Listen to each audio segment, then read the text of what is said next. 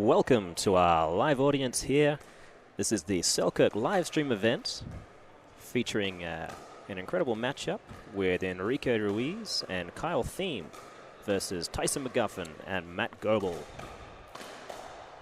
This is going to be an event. It's going to be the best 3 out of 5 tonight, and it'll also be live streamed on Facebook as well as YouTube.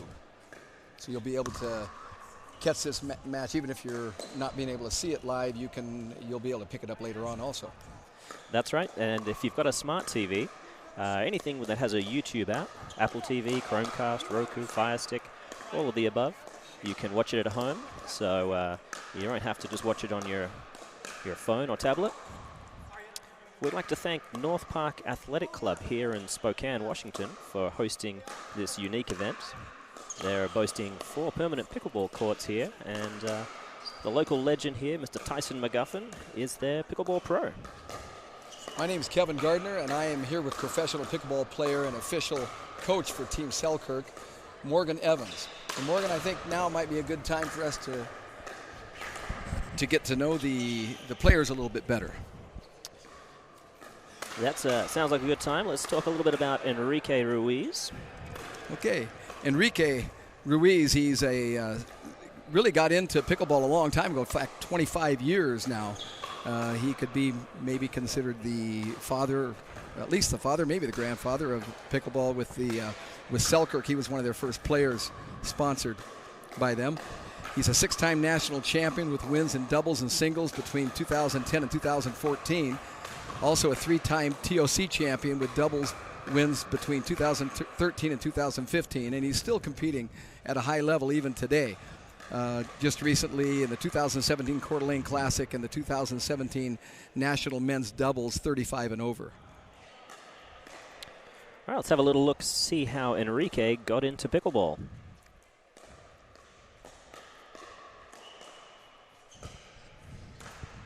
Is that okay?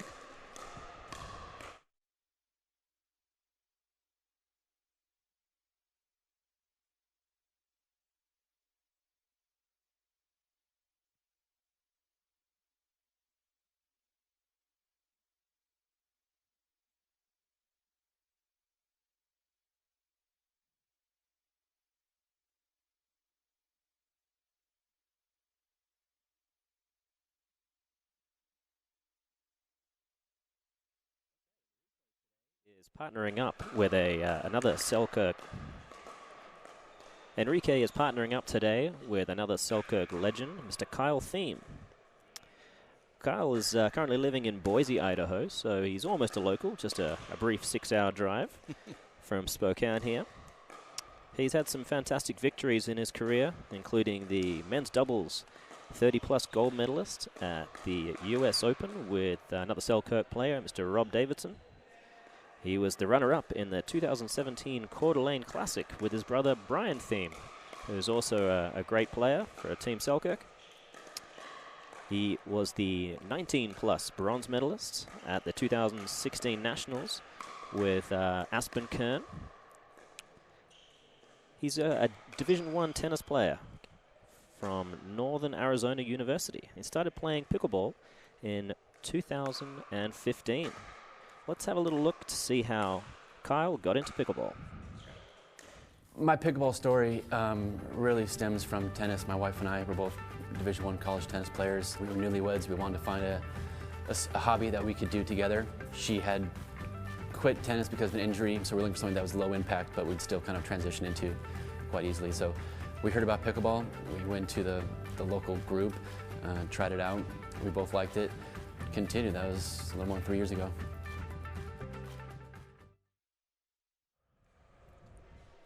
Okay, Enrique has a partner here today, Matt Goebel. Now Matt is a local. He's not a 6-hour drive away, more like maybe 20 minutes. Matt has had wins. He's had a doubles bronze medal at the 2018 U.S. Open when he actually teamed with Tyson McGuffin. He also was a men's doubles champion at the 2017 Coeur d'Alene Classic with Tyson, and a men's doubles silver medalist at the Canadian Nationals with Tyson. He has a background in Division III tennis, He's also a math teacher, which we'll see if he can figure out the angles, if he knows much about geometry tonight. We're going to take a look and see how Matt got into pickleball. So I grew up just outside of Seattle, Washington. We went to a family camp that had a pickleball court, and so my parents installed one in our backyard, and we played for as long as I can remember as a little kid. We didn't really know the intricacies or the finer points of it. We just went out there and hit the ball around. And I was playing college tennis in Spokane, Washington, and I came back home for winter break, and my parents had started playing again with some friends at a rec center, and so our family went like almost every other day or something that break, and really just like fell in love with it all over again. But once I graduated and wasn't on the tennis team anymore, found some tournaments and kind of dove into it, but I just fell in love. I don't even play tennis maybe twice a year anymore. Pickleball has just like stolen my heart.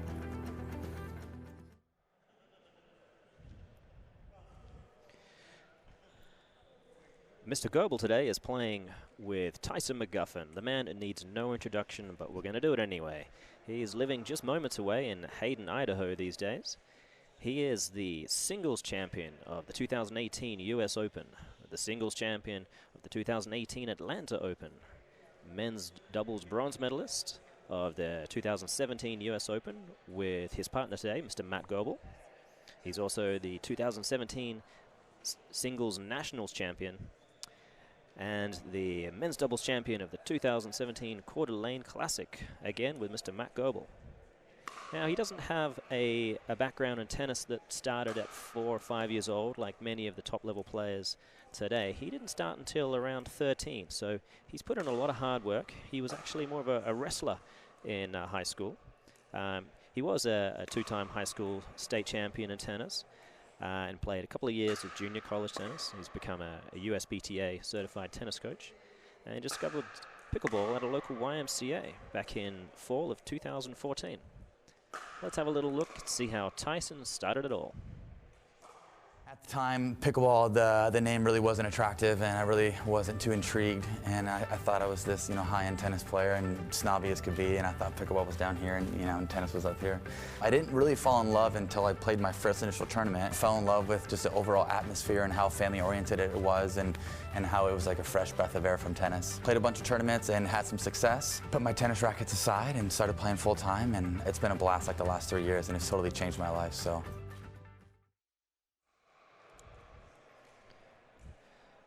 Kevin, you've played a little bit of pickleball. Tell me, what do you love about it?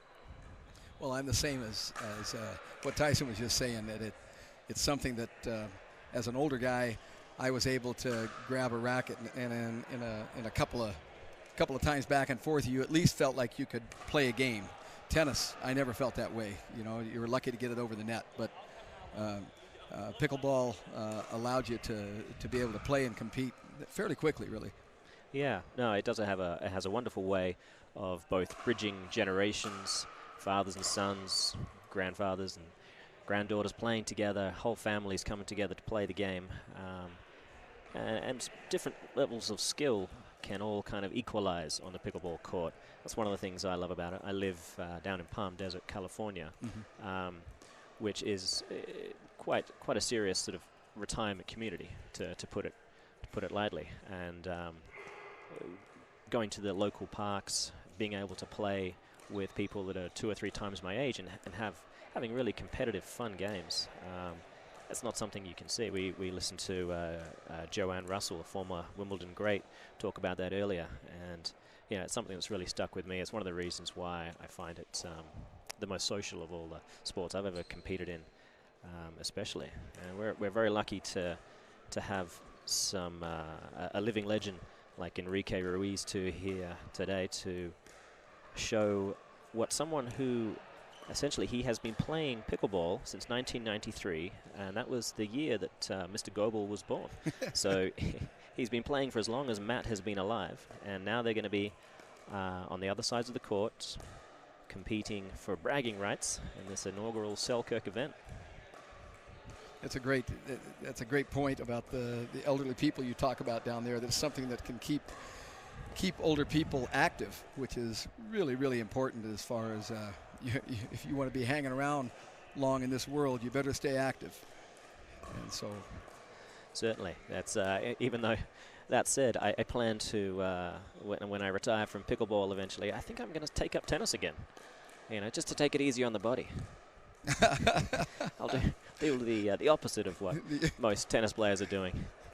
I find the higher level you get in pickleball, you know, the more taxing it can be. Luckily, on the shoulders, elbows, wrists, tends to be a little easier than tennis. But if you're doing it well, the knees, the hamstrings, the hip flexors, IT bands, all those things, they take a real beating.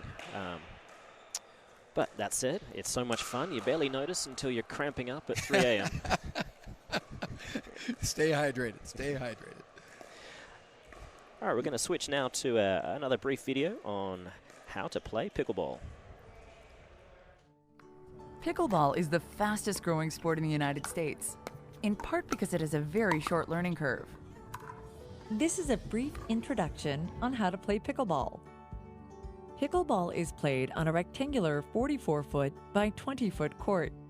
The court is divided into two sides by a low net. There are two sidelines, two baselines, a center line on each side, as well as two non-volley lines, which create two non-volley zones that are affectionately called the kitchen. The center line divides each side into two service courts, the left service court and the right service court. Every point begins with a serve. A pickleball serve must be hit underhand from behind the baseline, cross court into the opposing team's service court. The serve must clear the net and not land in the kitchen. An important rule in pickleball is the double bounce rule. The double bounce rule says the ball must bounce once on each side before either team may start volleying the ball in the air. Here is an example of the serve and bounce rule. When Team A serves to Team B, they must let the ball bounce once before returning the serve. Team A must also let the ball bounce once on their side. After the ball is bounced on both sides, either team may volley the ball into the air or let the ball bounce once before striking it. The rally will continue until one of the teams either hits the ball in the net, out of bounds, or lets the ball bounce on their side twice. A unique but important aspect of pickleball is the non-volley zone or kitchen. Players may not hit the ball while standing in the kitchen unless the ball has already bounced on their side. Pickleball is a fun and exciting sport. Hopefully, this video will give you the knowledge you need to play your first game of pickleball. To learn how pickleball scoring works, go to playpickleball.com to view our pickleball scoring video.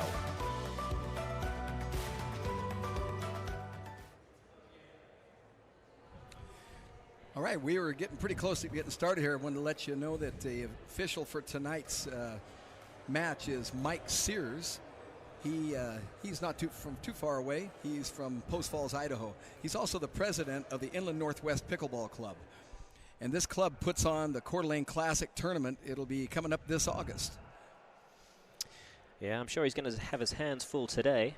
We've got some strong competitors.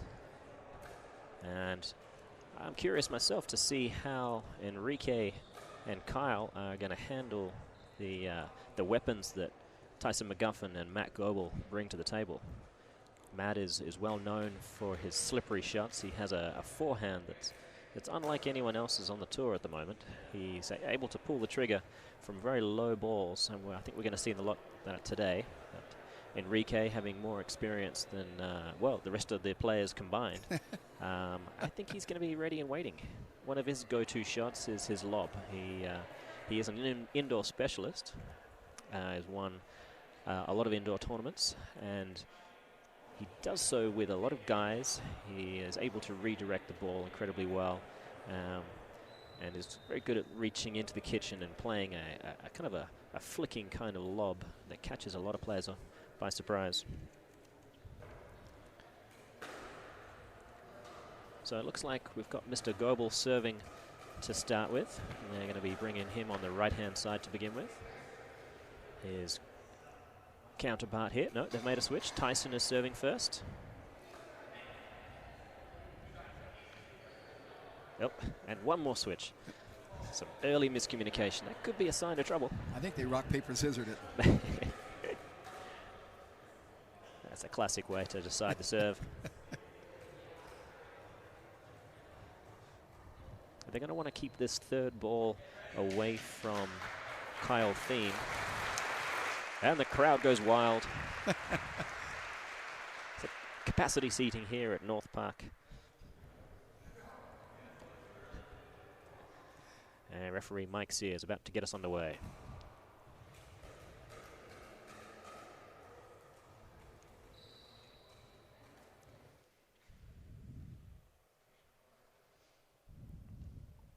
McGuffin recently has released a new paddle, the Invicta, selling like hotcakes, he tells me. It's a signature series, I think. Signature series, yeah. And 2 or I think 3 out of the 4 players here are using it. Were they required to? Because no, they were not. They were not required to. Oh. And all actually, those 3 players have formerly used my paddle, the Morgan Evans signature. So they're costing me a lot of money, but that's all right. I won't hold any grudges. No.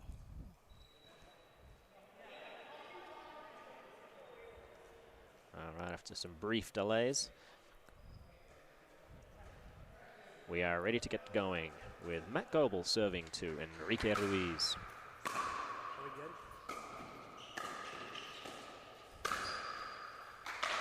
That's a sharp volley from Kyle Thieme there. Keeps his wrist very firm on the forehand volley. Very accurate.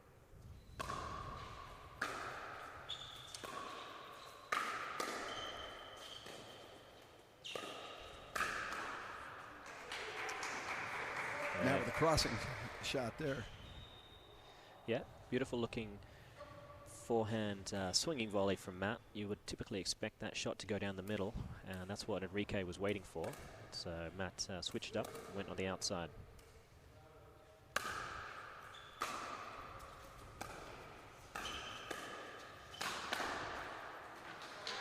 There's a rocket from Mr. McGuffin. Giving back the serve to Matt Goebel at 0-0-1.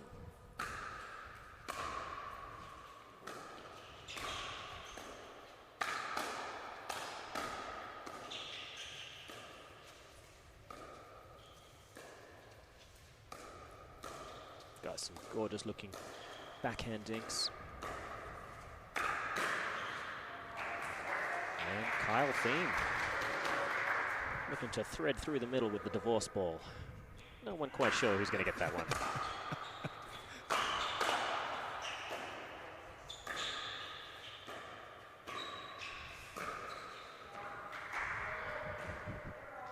Nice placement by Enrique on that one. Yeah, just put it on the outside foot of Matt.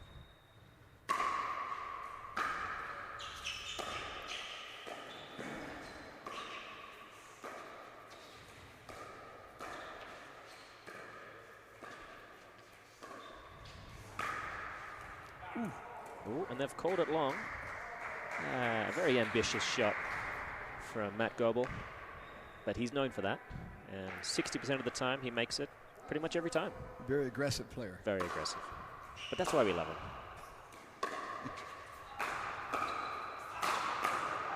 Beautiful. Big wind-up, a swinging volley. It's amazing how much power he gets from short. Not everyone should try that at home, folks. You know, keep it short, keep it sweet. You'll likely keep the ball in the court. Very slippery. I love it.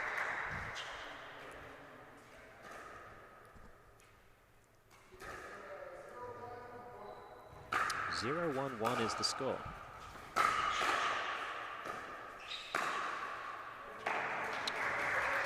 Beautiful shot there from Enrique. The divorce shot that you were talking about earlier.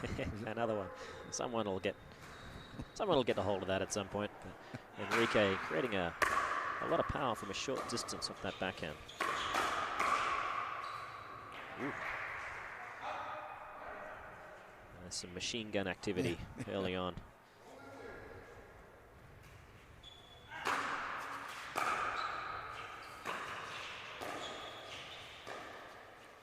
it's easy to get caught up in what their hands do and forget what their feet do. How important it is to have their feet in the right position. Yeah, certainly. And place. Anyone at home watching, if you are looking to pull the trigger, try your best to make sure you're on balance when you do it. If you find yourself reaching for the ball and you decide to accelerate the play, and don't be surprised when that ball goes past you quickly.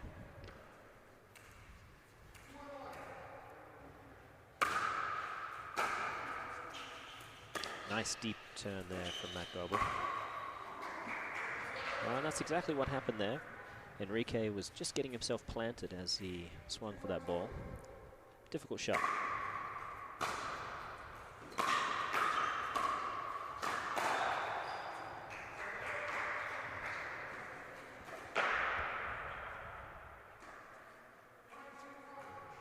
The score is 1-2-1.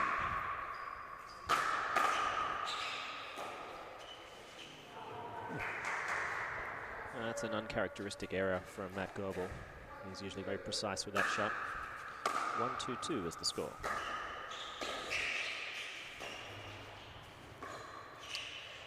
We can already see Kyle Thieme looking to land an Ernie, where he jumps over the kitchen, using a long reach he's got to try and play a volley from closer to the net. So far, no one's taken the bait. And the through the legs, unsurprisingly, doesn't quite pay off.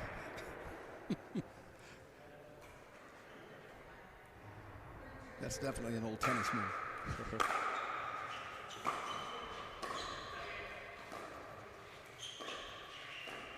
This is a game Enrique likes.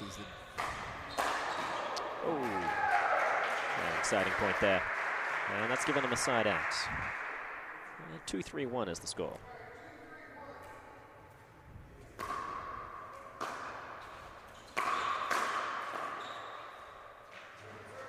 It's a big forehand from McGuffin. A little too much to handle there. Kyle Thieme will have another chance. An ambitious forehand, certainly. Just sprayed it wide. Inches away from greatness.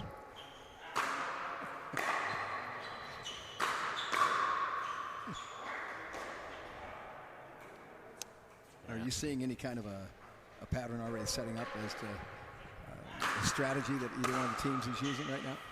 Well, Matt and Tyson are well known for their power games, and I don't think they're going to settle down into a deliberate long dinking rally unless they have to. They're looking to smash and grab, the old shake and bake, as they say. Where Enrique, he likes the dink. Yes, he can dink all day. He uses his long reach.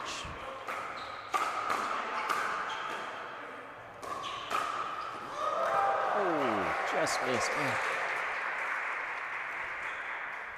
It was a great looking poach from Matt Goebel. Almost an intercept, I'd say. Has a much better connotation when you call it an intercept, don't you think? Yes, I agree with you.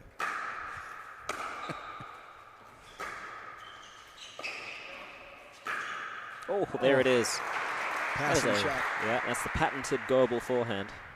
And that's the one where you say that's a little more of a risky shot. It is a risky down shot. The middle. There's a lot of wrist involved, and it's contacted below the height of the net. Mm-hmm. So he does have to hit up on it, and he's using a lot of topspin and disguise at the same time. I find it a bit of a nightmare to read what he's doing there, as do most of the other pros. And Kyle just getting in the way of a rocket. He's acting like he feels bad about it, but I don't think so. They're all good friends on the court here, but they want this.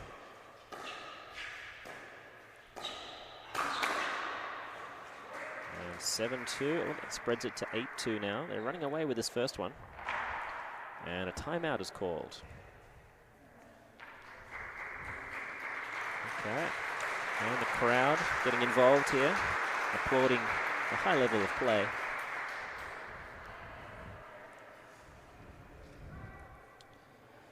So, Kevin, in your experience in pickleball, does it look a lot like what you do out there? Very, very similar if you put it on fast speed. and then played it, my game would look a lot like this. Normal speed, it would look more like this timeout that's taking place here right now, I think. So your ability to go to and from the seats is similar. Very, very good, and Okay, great. and also getting a drink of Gatorade or whatever. I've got that down. I did to an notice art also. they were rewarded with some nice refreshments. I've stolen a few of those. I'm happy with that. Oh. All right, we're going to cut now to a commercial. We'll be back in just a moment. I'm Tanya Major, and I'm from Linwood, Washington. I love pickleball because it is highly competitive and it keeps me in shape and healthy, but in a fun way. And for the social aspect, for sure, because of the traveling and meeting new people. I think anybody can play. Anybody who has a competitive nature that likes to be in that social and team environment, for sure. Sportsmanship to me is really important. Not have a reputation for making bad calls or talking about other people, because a lot of the times you're going to be playing against your fellow players as well, not just with them.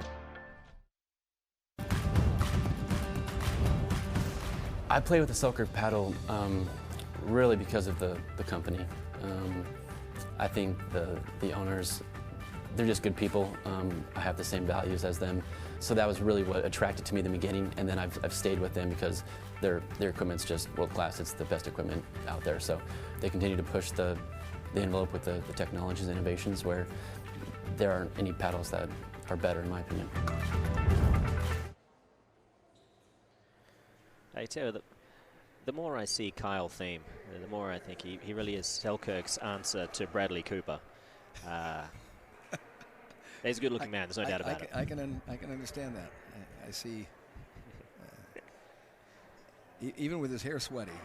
Yep. You know? No, it works for him, certainly. Mm-hmm. But at this point, we've got 8-2 to Tyson McGuffin and Matt Goebel. Matt is serving to Enrique Ruiz.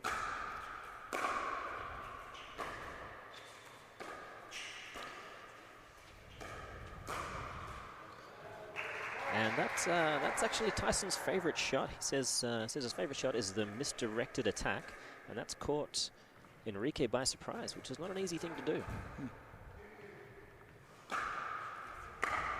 He actually hits quite a few shots from below the. And we see Enrique using the net well there.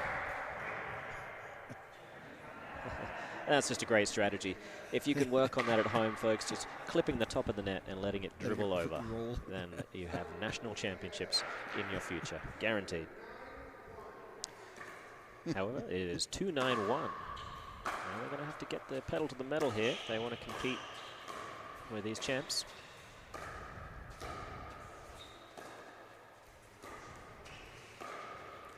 Oh.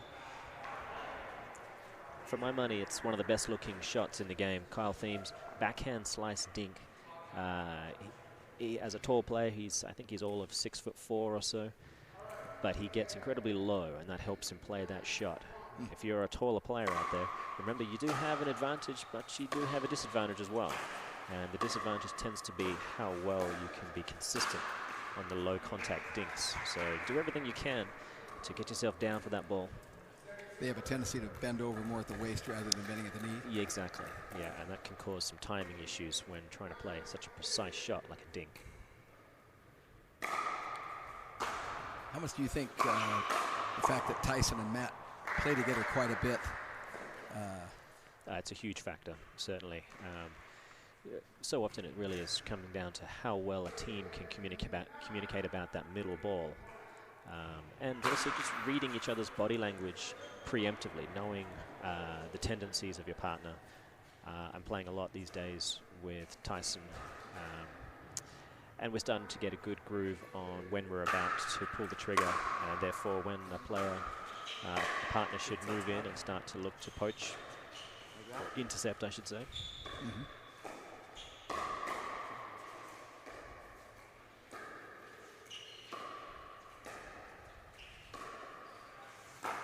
Ooh. And he placed that so well. He did, but unfortunately they've called it out, wide. wasn't it? Yeah. So Matt's called it wide, and the referee has not overruled.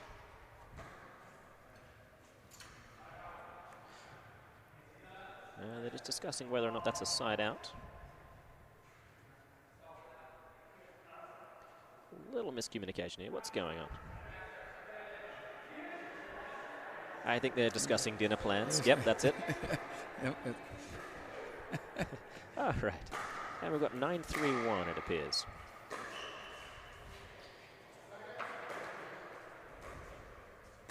I guess that was a second server. My apologies.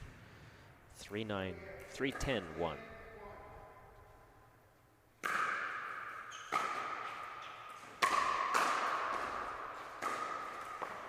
Beautiful. Once that first ball got up a little high, they take advantage of it. You really can't afford to be putting anything high against these two. Matt is a taller player than Tyson, but Tyson uses his reach very well, gets low. Set himself up nicely there. Inside out backhand, followed by a high forehand put away. So the replay of Matt's no-look backhand, forehand, sorry.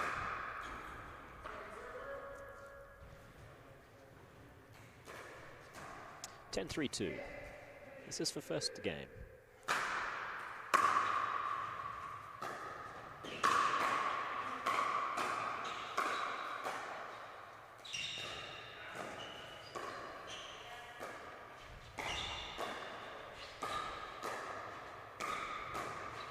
Fantastic defensive work. And the long arm of Mr. Matt Goebel is able to start the attack down the line, and that's given them game 1, 11 points to 3. We're going to see soon how Enrique Ruiz and Kyle Thieme can switch up the tactics to try and compete with this dynamic duo. See a brief replay there. It looked awfully close to a foot fault, but may have just kept it legal. That is, I spoke earlier about the pros and cons of being a tall player. That certainly is one of the advantages. Being able to catch a ball out in front and at a wide angle where a player might be looking for a shot that would typically be dinked, and he's able to pull the trigger on that shot. Sure. And he caught Mr. Ruiz by surprise there. And even with a deep lob shot, those guys that have more height, they can reach some of those where you don't have much room for error. Probably why you don't see that shot so much. All right, we're going to have a brief interval here. Time for a commercial. We'll be back right away.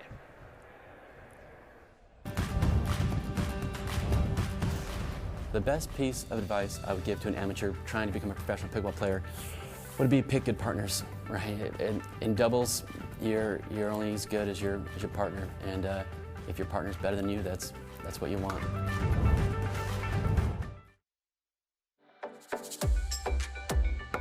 Hey, this is Tyson McGuffin. I'm here to bring you a pickleball tip about how to hit a backhand slice return. I see a lot of players trying to hit their backhand slice return, and they do way too much with their wrist. They try to overcompensate by using way too much shoulder or standing too upright. Here's 3 things that I do. I make sure that as I hit my backhand slice return that my wrist is up and cocked. You know, if I had a watch on my right wrist, it's like I'm looking at my watch.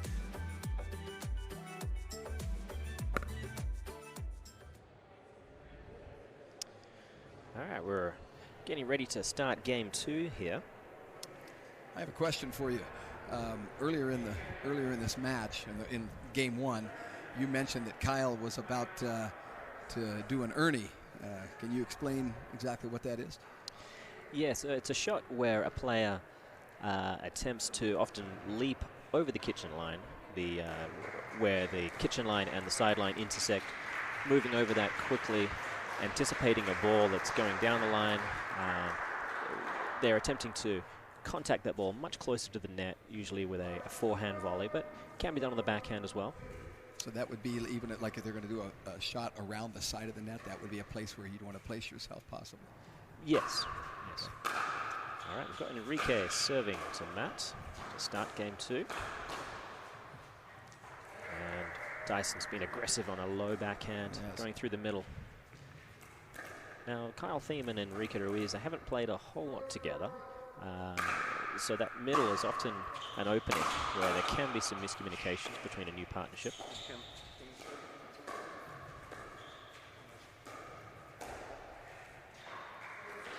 In fact, on the bio that I read about Enrique, he said one of the things he really likes to do is have that time beforehand just to talk about strategy, how important that is to him. Yeah, it is hugely important. When you're up at the kitchen and there's a long dinking rally going on, the game really does become an elaborate game of chess. And the players that are thinking 2 moves ahead, as we say that, Tyson has looked for the middle ball and it's been burnt down the line. Kyle Thieme, that beautiful backhand slice isn't just for dinking cross court. He's able to thread the needle down the line.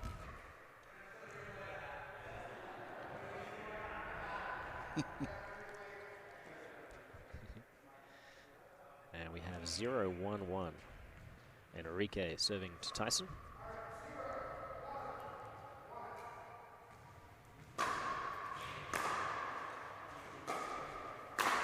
Oh. Smells blood when it's someone up there. check the ball. Jeez. Yeah, he certainly got one of the more intimidating forehands in the game.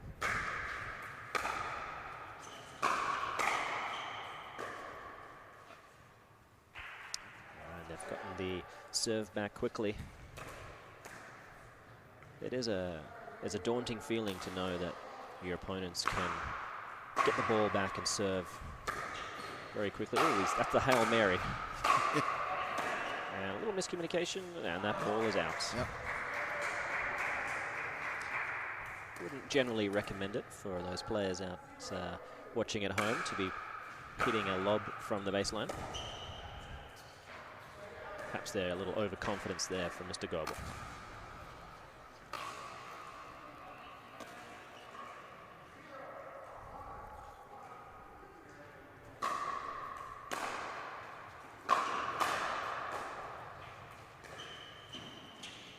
And they've leveled the scores.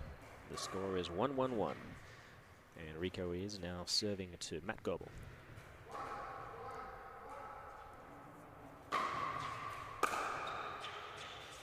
That's a nice deep return. That's forced a 3rd ball error. Matt exclaiming that it may have indeed been a mishit. Whatever it was, it worked out nicely. Sometimes better to be lucky than good. Yeah, exactly. Some middle miscommunication there. Matt wanted the forehand. Tyson, he does love his backhand as well. 2-1-2 is the score.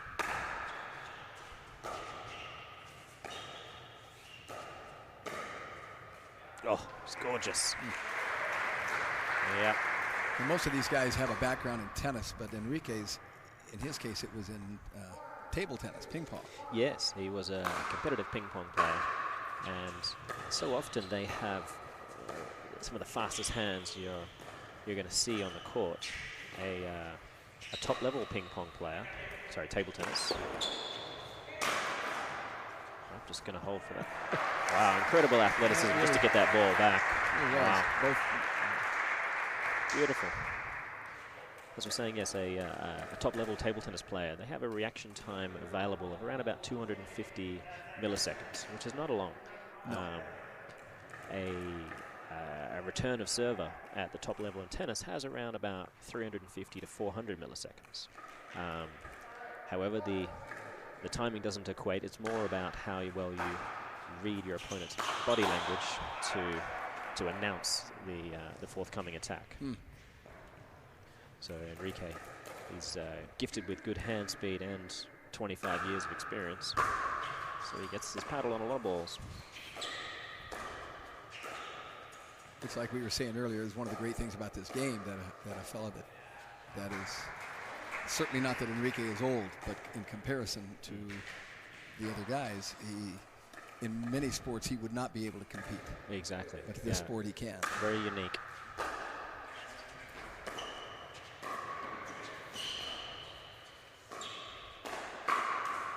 And he's not just out there, he's doing well. You saw good. that. He took some real heat there from Tyson's backhand into the body, and he dealt it back in kind.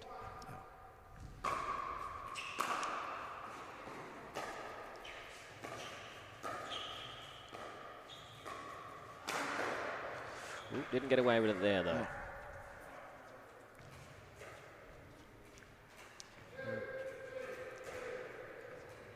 And we've got 2-3-2 at the moment.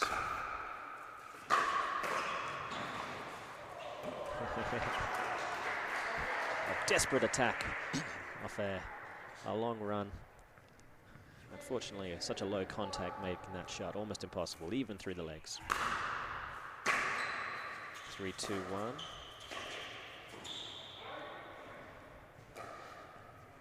I find against a player who has a foot speed advantage against me, dinking wider and wider isn't necessarily the best sort of game plan.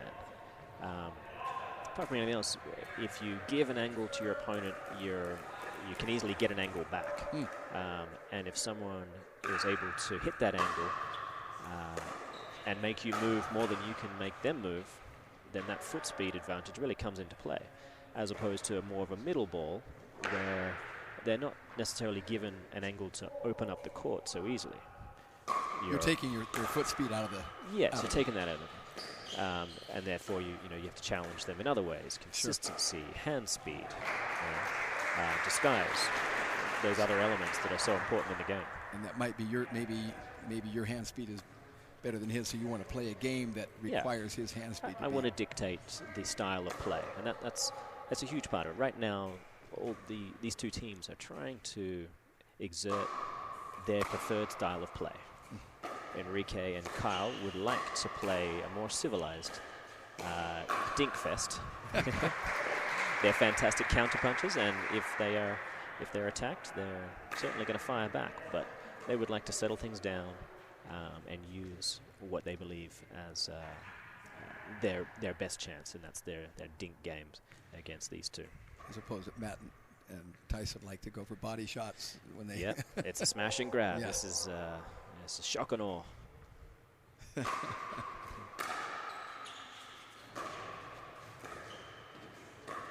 Ooh, the lob from Ruiz. Oh, beautiful. I hope we get a replay of that. That was good. Gazelle-like, really, from Matt Goebel. I can hear the Bolshoi ballet on the phone. He kind of took the El Condor's arms on that one, I think. Yeah, let's have a look. Oh. Look at the reach. Yeah. Very impressive. And they've leveled the score, so 4-4 is the score. So already a more competitive game than first. Interesting. Now I have a question for you too. When they're up at the kitchen at that line, sometimes you'll see some of the guys will allow it to drop. Other ones will go ahead and volley it from there if they have the reach to do that. Is there an advantage to being able to hit it before the bounce? Yes, and that comes down to essentially stealing time from your opponent. If you're able to reach forward and contact that ball before it bounces, you could avoid your opponent perhaps from being able to get back in position. If your previous dink has done a good job of getting them off the court, and then you take the chance of reaching in and taking that ball out of the air, you can successfully steal the time and make use of the space you've created for yourself. It's an important tactic in the game. And that would be one of the advantages to being a taller player. That does help. I personally am a gentleman's 5'9", and no matter what kind of lifts I wear on the court, my reach doesn't seem to get any better. Ooh, I think Matt will be upset with himself. He missed an opportunity for a lovely intercept. Luckily, Tyson is there to clean up. I completely understand your lack of reach. I used to tell my football coach, I may be small, but I'm slow. It's kind of one of those things. There you go. Evens out nicely. Great defense there from McGuffin. And a lob has gone a little long. And there we've got McGuffin and Goebel leveling the scores.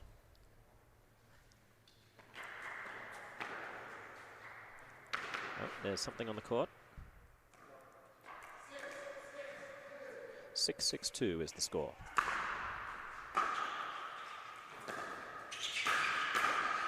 And there's an Ernie. He didn't get quite as much on it as he had hoped.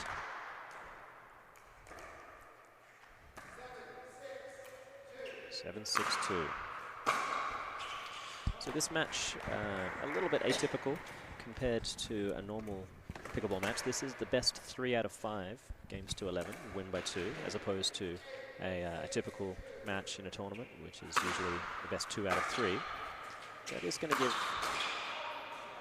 Enrique and Kyle a good chance to come up with a new strategy, as Tyson McGuffin and Matt Goebel take a 9-6 lead. There's a timeout called by Enrique Ruiz and Matt Goebel. That's an exciting match so far. You enjoying it? Yeah. I'm enjoying it. We're going to move now to a commercial. We'll be back in just a moment. It's a lot faster live than it is, you know what I mean? You're watching from.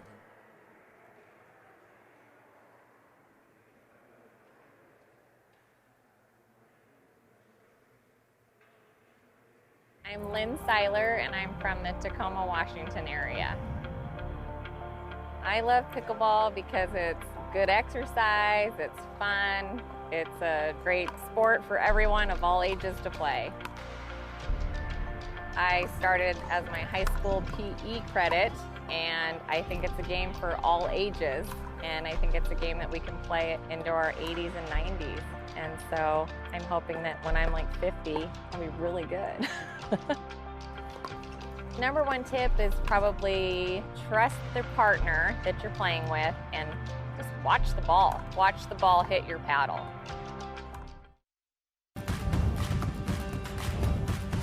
The thing I love most about being a professional pickleball player is just the people in the sport. It's so fun to get to come down to these tournaments and see all of your friends. And get to compete against some wonderful, wonderful people that are also immensely talented. It's just nice to get away from work and from home and have a little mini vacation where you get to just compete at a high level against some of the coolest people in the world.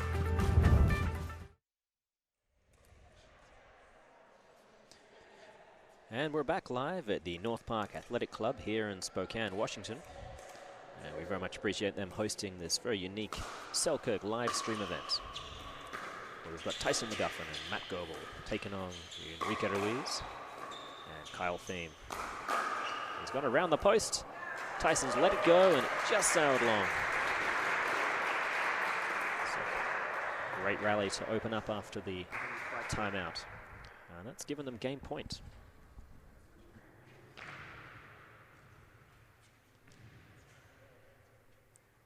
The referee just taking his time. 10-6-2 is the score.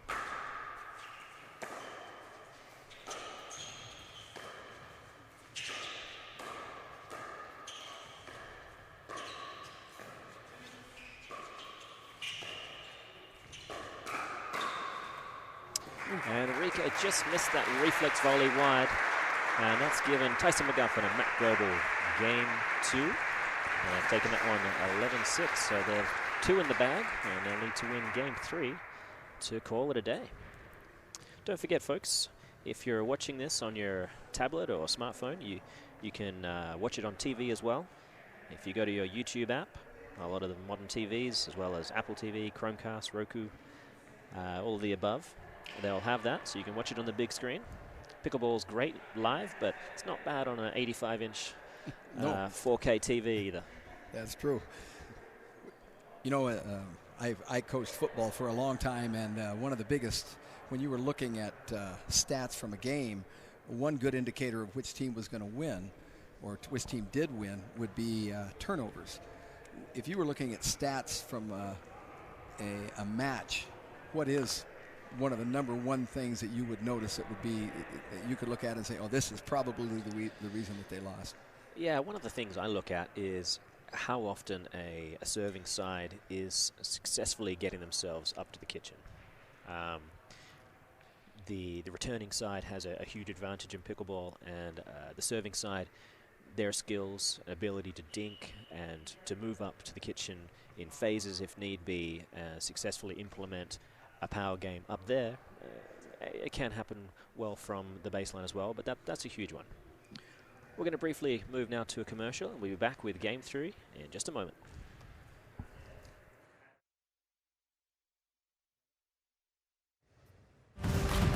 The kind of advice I would give to a beginner starting out pickleball is, firstly, use what's functional in your game. If you are coming from a tennis background, don't be afraid to use your power. Understand that it will be a limiting factor if you don't embrace the short game. Other than that, I think you have to buy several Maxima paddles, certainly the blue one with the good-looking Australian signature.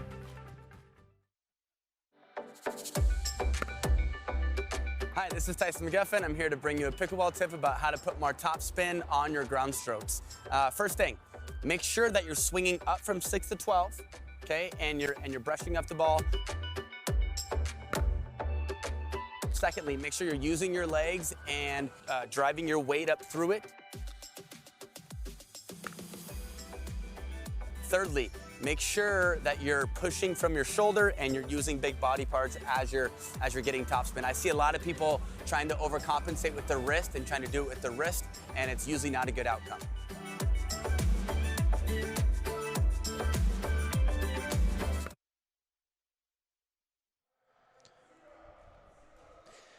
Yeah, we saw a great tip there from a good-looking local, and an even better paddle from an even better-looking Australian.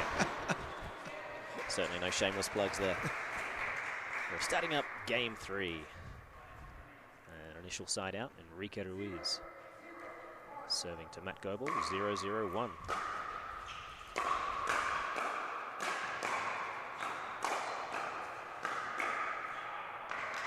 And Goebel and McGuffin are up 2 games. Yeah, they're currently 2 games up, so they need to take this one. Otherwise, we'll be going into a 4th game.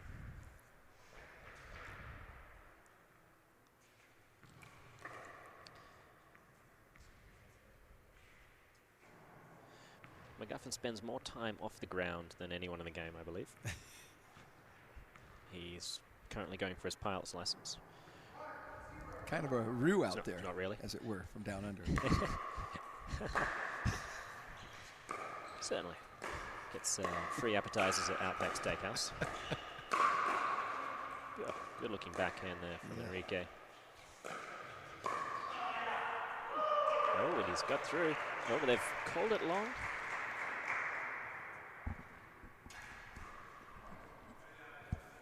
What was the call? Yeah, I believe Tyson has called it long. Clipped the net and just sailed long. One of the things I love about this sport is the level of sportsmanship. Yeah. Obviously, this game is not for millions of dollars here today, but one day it will be. And I believe that the integrity of the professional players out there today will hold true. Absolutely. It's real obvious just watching here live when you can watch them interact with each other on the sideline that and joke in between points that they're, you know, like you said earlier, it's more of a family atmosphere than what you would see in a lot of other sports. Yeah, that's exactly right. And right now the game is really trying to figure out how to bridge that gap between the professional aspect and keeping the grassroots going and making sure it is still a fun and accessible sport that everyone can really enjoy.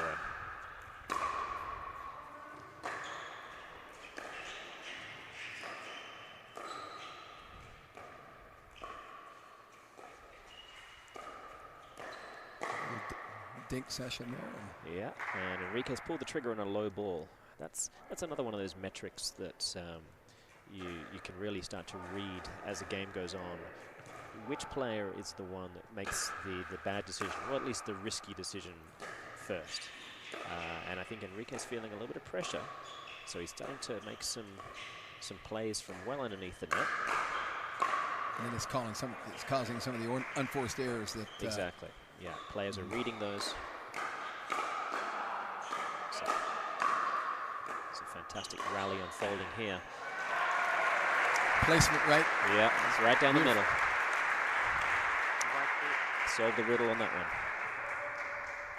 That might have been the longest volley we've had. Yeah, had a little bit of everything in that one. Yeah. Hopefully we'll get a replay of some of that action later on. We've got 1-2 is the score. And what are these two doing? Okay. Communicating, I think that's what it's some kind of communication. Certainly not verbal or non-verbal. However, sometimes my wife and I communicate a lot like that. I see, just darting in different directions. And we've got 2-1-1. Early lead here for Enrique Ruiz and Kyle Thieme. Ooh, just caught the top of the edge there. Yep. I think it's the first time I've ever seen a Selkirk paddle not hit directly in the center. It is amazing. Who would have thought? All right, and Kyle Thieme serving now to Matt Goebel. Just checking the ball. Kyle certainly has bright shoes. Has a taste for shoes. Yes, you can see that here when you're comparing it to the others. Shoes didn't work from there, unfortunately. Probably needed to move those a little quicker. They remind me, my brother used to work for an underground locating company, and you know that orange spray that they spray for so you know where underground cables are. It's about the same color as my brother's boots looked about that color by the end of the day of working. So in that case, it's if Kyle's current profession doesn't pan out, we'll contact your brother. He's already half dressed. All right, they've leveled the scores here, 2-2-1. I can see him already really moving quickly. Oh! And I believe that went over. I was double paddle. The vision was skewed just slightly, but I think it caught the top of the tape and dribbled over, dropped over, giving them a 3-2 lead. Took 2 paddles to get it over, though. Yeah, 2 heads are better than 1, as they say. What is going on here? All right. It sure did. Well, Tyson's been playing a lot with myself recently. The extra point was good. So the shoes are, they work well. Oh, lovely for him. He holds it for so long and waits until a player starts to move in a particular direction and then goes behind him. It is frustratingly annoying, but a beautiful shot. And there's an Ernie. Kyle using his length to get over there and catch the ball very close to the net. And the score is 4-2-2. Beautiful. Boy, he's got a good leg span on that one, too.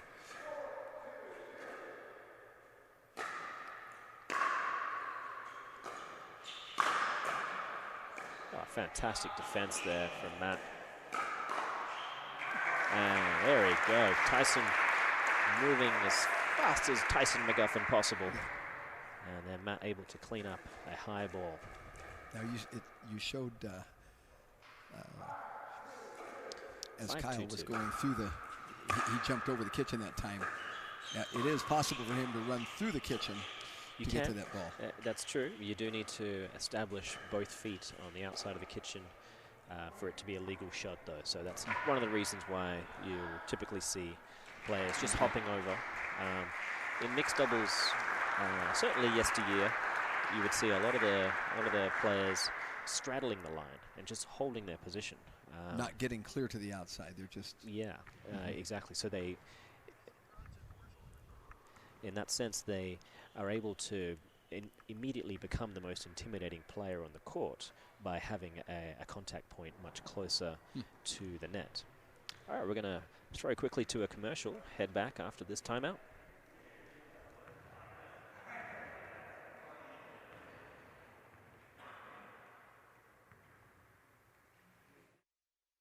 Hey, I'm Matt Goebel, and I'm here to talk to you guys about pickleball. Pickleball is the fastest growing sport in America. It was invented by 3 dads on Bainbridge Island back in 1965. It's a combination of tennis, ping pong, and badminton. It's played on a badminton-sized court with a net about 2 inches shorter than a tennis net.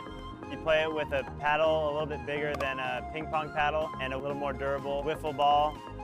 You can play it as either doubles or singles. So singles is 1-on-1, doubles is a combination of 2 teams, 2-on-2. It's growing for a number of reasons. It's a lot easier on the body and it's a lot easier to pick up. Most racket sports require hours and hours of lessons, but with pickleball, you can walk onto a court, pick up a paddle, and within 5 minutes of learning how to play, you can be playing a competitive game with your friends. It's a really fast-paced sport, which takes advantage of your quick hands and reflexes, but it's also strategic. It's like a chess match on a court. Pickleball is a great workout. It's fun for all ages and skill levels, whether you've been playing tennis your whole life or you've never picked up a paddle or a racket before. Pickleball is a really social sport. Unlike tennis, you're really close to your opponents and your partner, which allows for more of a social environment on and off the court. And it's a super competitive sport with tournaments all across the nation all year round. If you want to learn more about pickleball and how to play, go to playpickleball.com.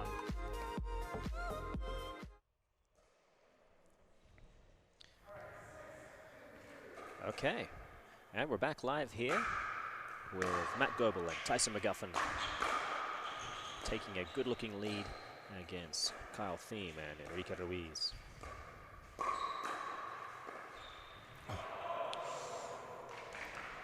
Couldn't claw its way over that time. Yeah, it was close. It thought about it, had a look over on the other side, didn't like what it saw, and decided to stay home with Mr. Thieme. That's a wise ball right there. It really is. I wouldn't want to be over there. No. Well, we've got a 7-2 lead here. Oh! They've had a hard time trying to get that lob over. You know, from my particular angle, the net does look higher on this side, so that could be part of it.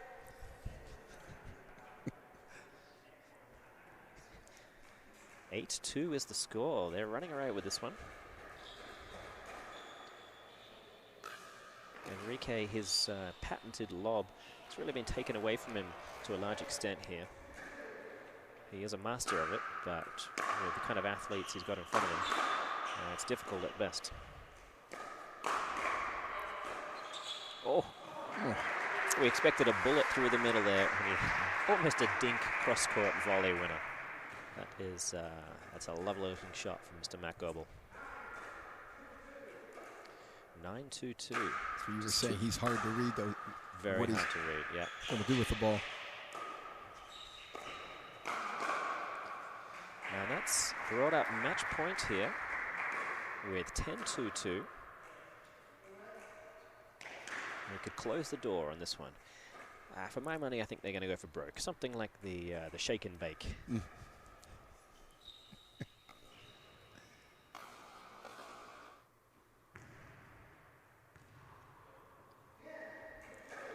10-2-2. Matt Goebel serving to Enrique Ruiz on match point. Yep, that's what I thought. He's never once hit a backhand passing shot in doubles. So today he thought it was going to be the day. Well, on a tennis court, it would have been in. Certainly a 10-2 shot. You know. All right, 2-10-1. Let's see if they can't claw their way back. Ooh. If they do, it's certainly going to be a death by 1,000 cuts. But they've got one there, so you're saying there's a chance? Well, yes, there's always a chance. I mean, someone could get hurt, but my money is on the championship caliber team of Matt Goebel and Tyson McGuffin. Oh, a sneaky serve. That was. And a wide ball. And some, a little bit of frustration creeping in on the Thieme Ruiz side. It's a 3-10-2. Great blocking there from Matt Goebel. I don't know how many times he's hit the top of that net. Yeah, he loves it. You'd almost think he is doing it on purpose. That's how good. Yeah, I think he practices it, to be honest. Which wouldn't necessarily recommend that for our viewers at home. Oh, beautiful. I love it when he does that. Just hung up in the air. And yeah. And that's given the ball back for another match point at 10-4-1. Let's have a look at this Ernie. Wow. Yeah. Really got around there quickly, like a jackrabbit coming across the pitch. And then gave himself an angle to come back down the center.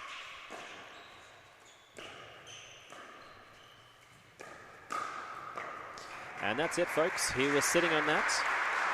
That gives Tyson McGuffin and Matt Goebel the match in this inaugural Selkirk live stream event here at the North Park Athletic Club in Spokane, Washington. That is 11-3, 11-6, 11-4. Our winners again, Tyson McGuffin and Matt Goebel over Kyle Thieme and Enrique Ruiz. We had some really exciting play there. Did you enjoy that, Kevin? Really did. It's so much faster live than it is when you watch, even watching it on television. You don't appreciate the difficulty of some of the things these guys are doing. How much movement there is, even though it's on a small court. Yes, no, it does plays a huge role. Your ability to adapt your size of your steps and have them be appropriate for the kind of movement you're looking for. You don't always have time for these massive long strides. So you need to be able to adjust into those little micro steps to keep yourself on balance. So fairly soon we're going to be crossing to the players, the winners Tyson McGuffin and Matt Goebel, to get a few comments on how they felt the match went. Will they want to use my, will the guys you're talking to need to use my headset? Hi, I'm Doug Hastings. I'm from Spring, Washington.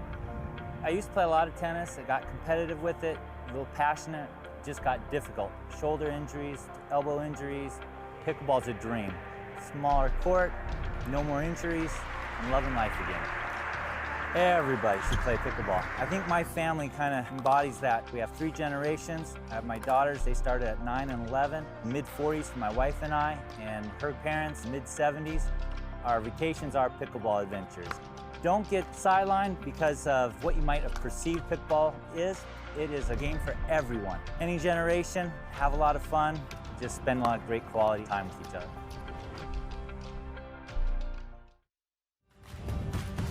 I play with a Selkirk paddle because of Rob and Mike. One of the first tournaments I went to was the Coeur d'Alene Classic. They asked if I wanted to try one of their paddles, and they handed me one of them, and I loved it. So the paddles are awesome, but I also just enjoy the people and the company.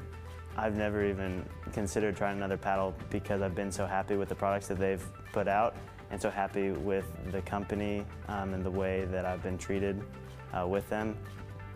So for me, there's no other option than Selkirk.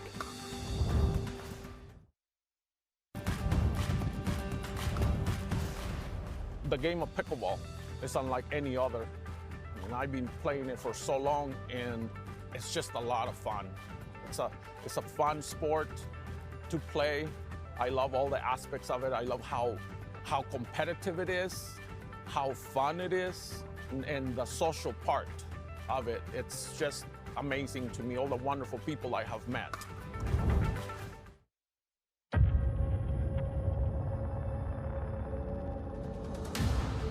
Athletes demand more of themselves.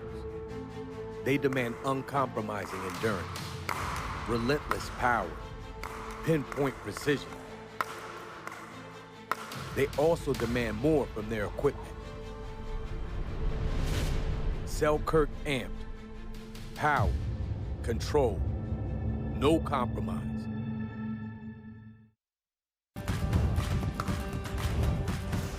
So I was playing with a traditional elongated paddle. I just felt like the overall surface space was a little too skinny for me. I think the Invicta has totally helped me out with my dinking, with my blocks, with my volleys, just in general having more surface space to work with. And then also too, I think, you know, in singles, being on the run and being stretched and not focusing on hitting the ball as clean because I have more space to work with.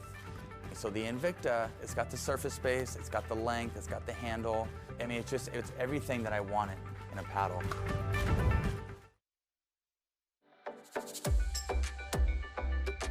Hey, this is Tyson McGuffin. I'm here to bring you a pickleball tip about how to get more power on your drives. Firstly, anytime you get hitting a ground stroke and you're looking to get some more power, make sure you're closing your stance and you're loading off your back foot.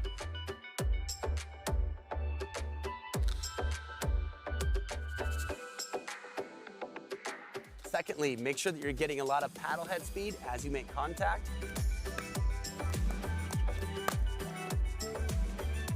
And thirdly, make sure you're rotating your hips and you're getting a lot of core rotation and you're pointing your belly button at the target.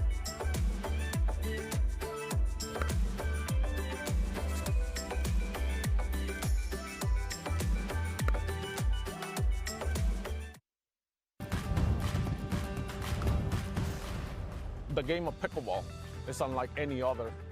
And I've been playing it for so long, and it's just a lot of fun.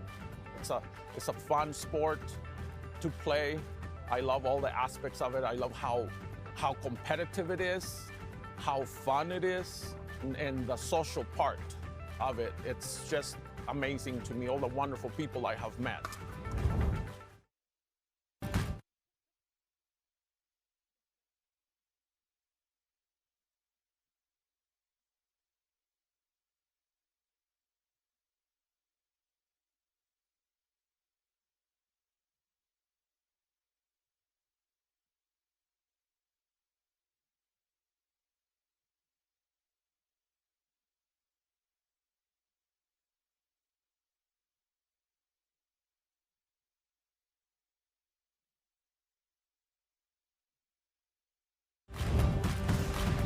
I play with the Selkirk paddle. Primarily, it combines the main things I look for in a paddle. That's power, control. I love how they look as well. That certainly doesn't hurt. It ticks all the boxes in what I'm looking for, and it seems like the durability as well. I know that if one of my luggage bags get stolen and I've only got one paddle, there's a pretty good chance it's going to last throughout the tournament.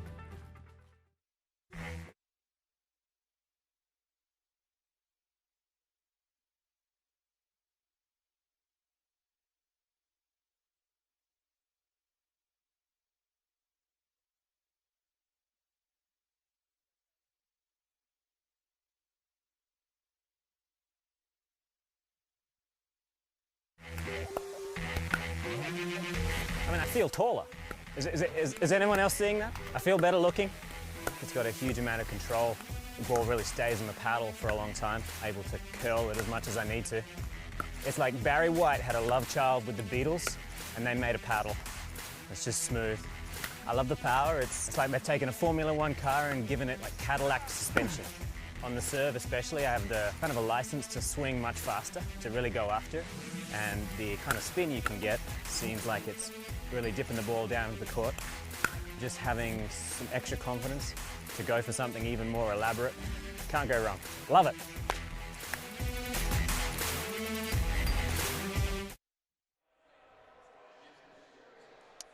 So, Tyson McGuffin. Morgan, how are you, buddy? Good, mate. Victor today, 11-3, 11-6, 11-4. Is there anything that surprised you about this match? I knew it was going to be tough. You know, Enrique's pretty crafty. He's got a lot of stuff going on. He can switch hands. He can lob. He's got a lot of options. And Kyle's tricky as well. He's a good tennis player. He's got a good backhand slice. I mean, I knew all around it was going to be tricky. But, yeah, we ended up playing pretty well and played our typical bang-bang pickleball and came away with the win. So it's a good day. It did look like a lot of shock and awe out there. They were obviously trying to turn it more into a dinking battle, and it looked like you were having none of it. And Matt Goebel, you've played with him a lot before. What was it like to get back on the court with him? Terrible. No, I'm just kidding. I love Matt.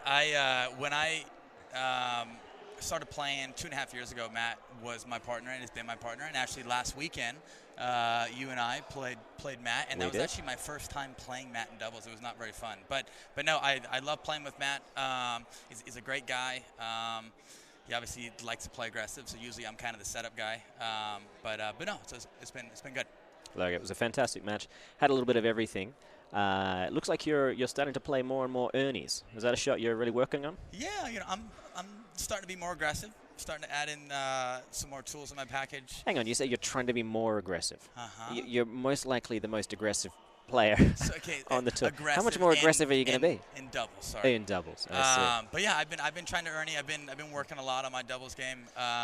you know, I give a lot of credit to the paddle that I've been using, the Invicta. It's definitely helped out with my dinks and my drops and just getting some more surface space. So Yeah, look, everywhere I go, I see Invicta this, Invicta that. God, don't you love it? Yeah, Don't yeah. you Hey, love it was the same with the Maxima. Trust me, you'll ride this wave.